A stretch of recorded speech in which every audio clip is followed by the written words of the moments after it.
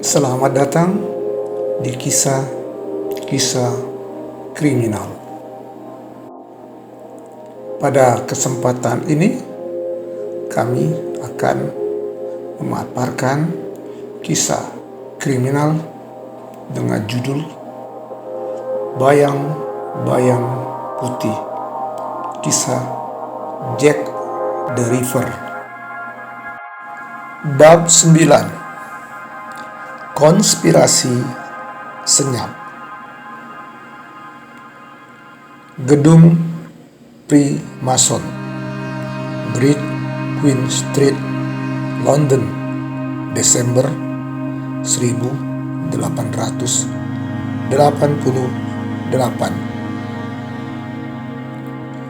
Ruangan itu dibanjiri aroma lilin lebah dan kayu tua.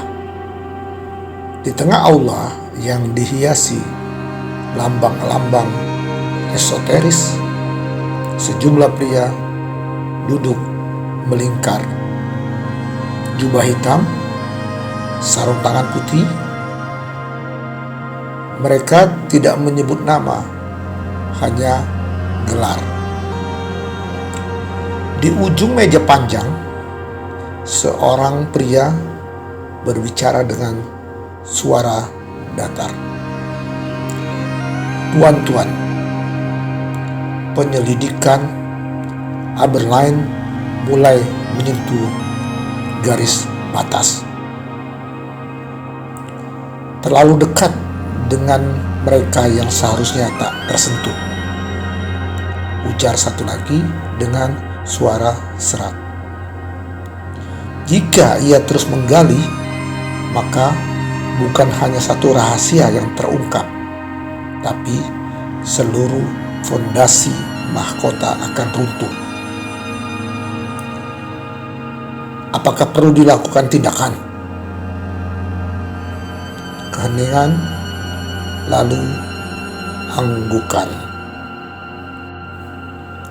Scotland Yard, ruang penyidik. Hari yang sama,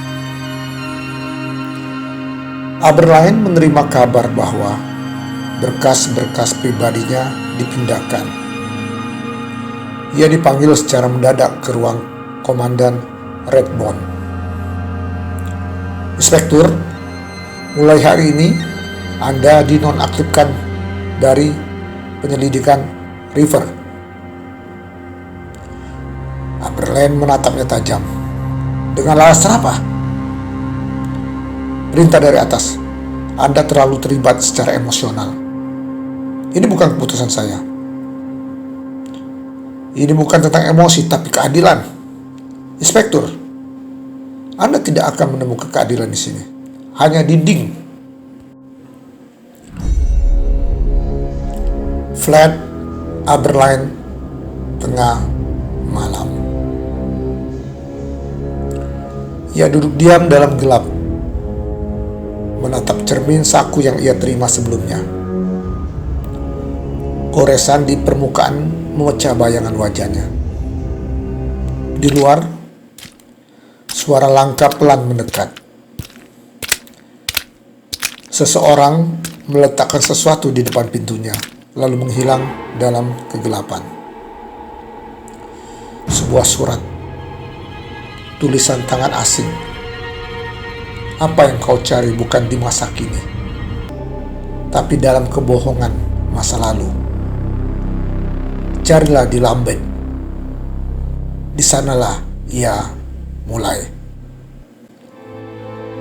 Lambeth, rumah tua terlantar. Esok harinya, Abberline dan Godley menyusuri pinggiran selatan London. Kabut menyelimuti jalan berbatu. Mereka tiba di sebuah bangunan terbengkalai. Di dalamnya, sisa altar, lukisan pecah, simbol-simbol mistik di dinding. Ini bukan rumah biasa, bisik Godley. Di ruang belakang, mereka menemukan lemari kayu besar. Di dalamnya, lusinan sketsa wanita-wanita dalam posisi mutilasi. Beberapa sangat mirip dengan TKP. Satu sketsa bertuliskan tanggal dan nama. Annie Chapman, 8 September. Mary Kelly, 9 November.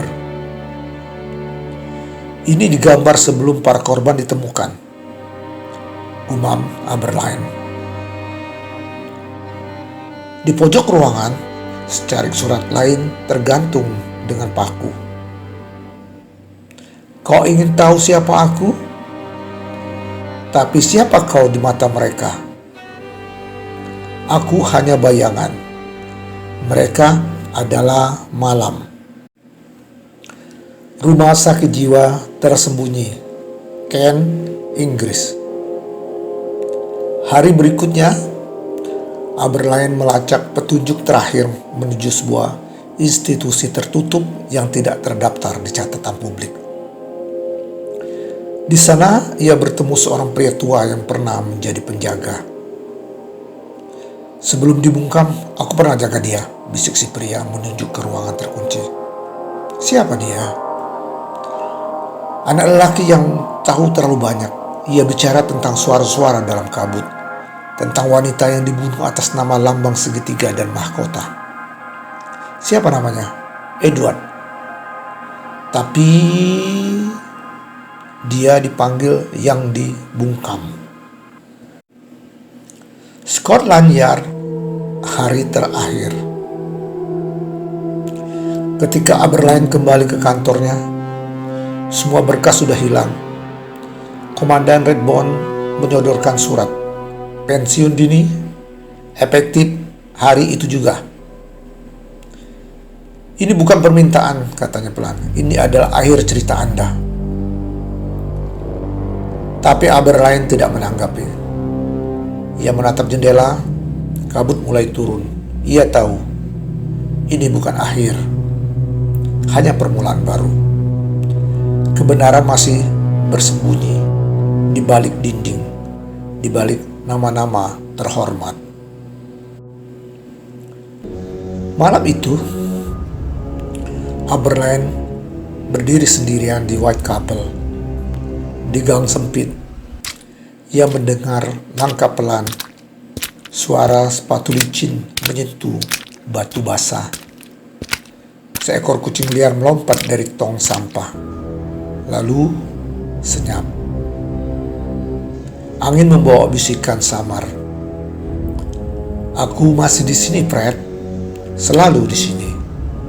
Dan kabut pun menelan semuanya kembali.